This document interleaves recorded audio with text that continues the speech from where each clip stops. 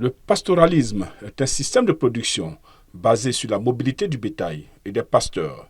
Cet élevage pastoral pratiqué par des éleveurs est confronté à des conditions climatiques défavorables et une crise sécuritaire qui sévit dans certains pays de l'Afrique de l'Ouest et du Sahel.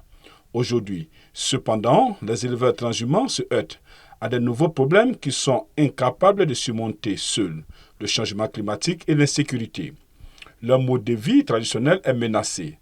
La crise du pastoralisme n'est certes pas nouvelle, mais elle s'est aggravée et ses impacts se font désormais sentir sur le plan sécuritaire. Cette situation d'insécurité se traduit par la menace terroriste, les conflits, l'enlèvement des propriétaires d'animaux, les vols du bétail.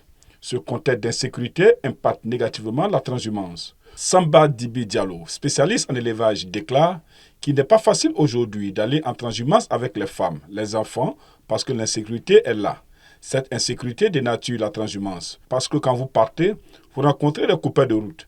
C'est soit ils vous tuent, soit ils prennent tout votre capital et vos bétails.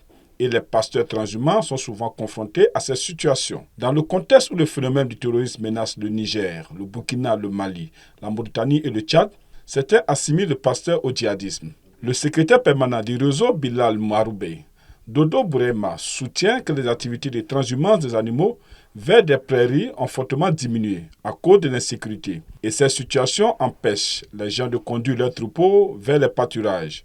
Personne ne peut se rendre continuellement à des endroits où sévit l'insécurité, affirme-t-il.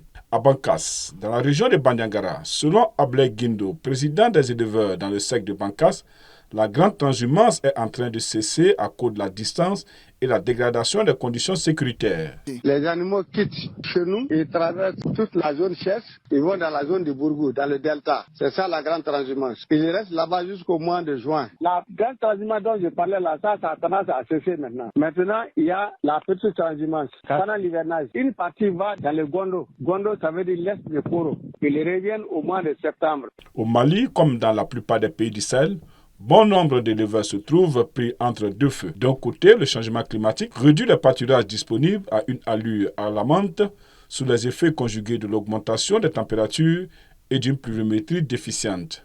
De l'autre, la présence de groupes armés rend les voies ancestrales de transhumance dangereuses.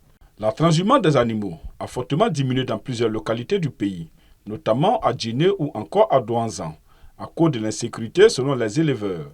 Ces derniers appellent les autorités à prendre des mesures pour protéger le cheptel.